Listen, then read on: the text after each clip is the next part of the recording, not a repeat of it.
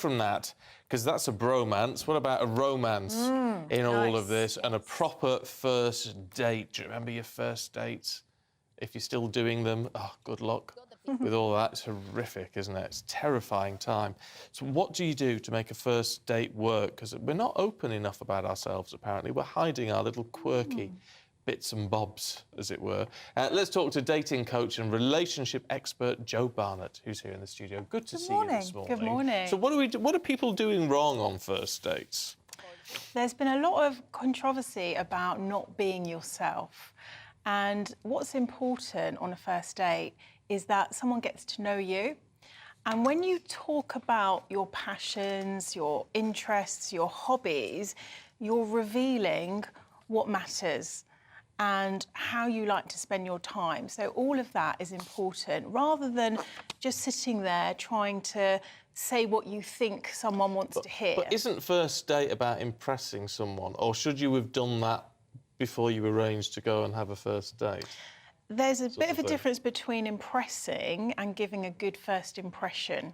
Yeah, OK. Yeah? So you want to come across friendly and warm and open, you know, good body language, good eye contact, smiling.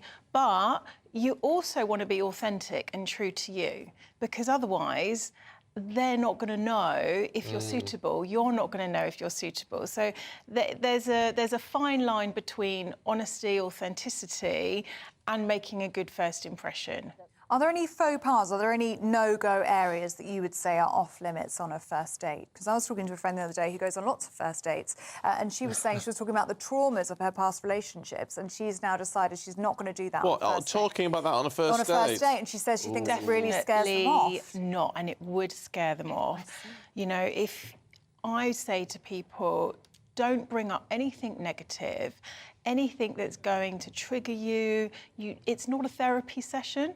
It's fun, it's light-hearted. Imagine you were going out with a friend, and if they're having a good time, you're having a good time. So, like, relax, get to know them, and don't talk about problems, ill health. Don't get involved in anything that's going to aggravate you.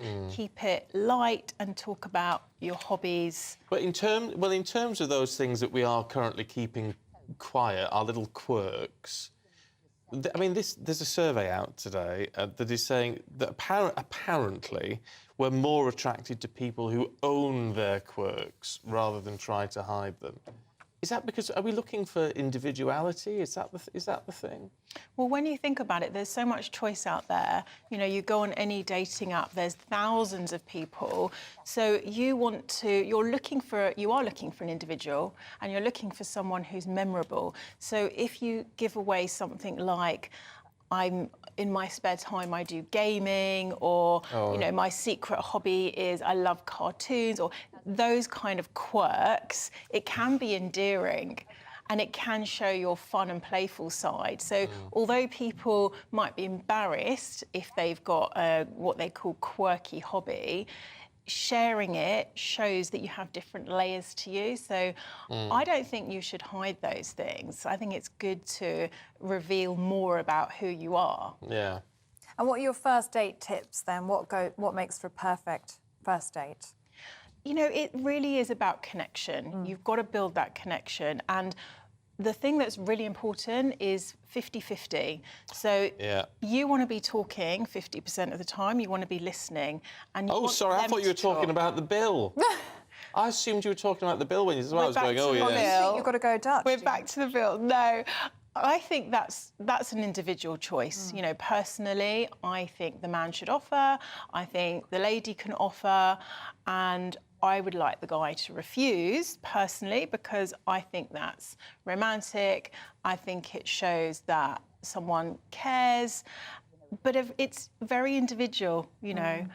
So 50-50 is making sure that you're talking and listening in equal amounts. Don't let someone monopolise the evening. Yeah, well, no, I think that's very good advice. Jo, really good to see you. Thank you very much indeed. So that's moving forward then. Don't let anyone monopolise the conversation. No, and go Dutch if you want. So I need to change how we work then, is what I'm thinking. No, I think we do very well. You know, I'm very lucky if I get a word in. not true. But anyway, I'll try harder tomorrow. I'll see if I can keep her a little bit more quiet tomorrow. Don't go anywhere. Esther and Phil are here. Esther's in charge.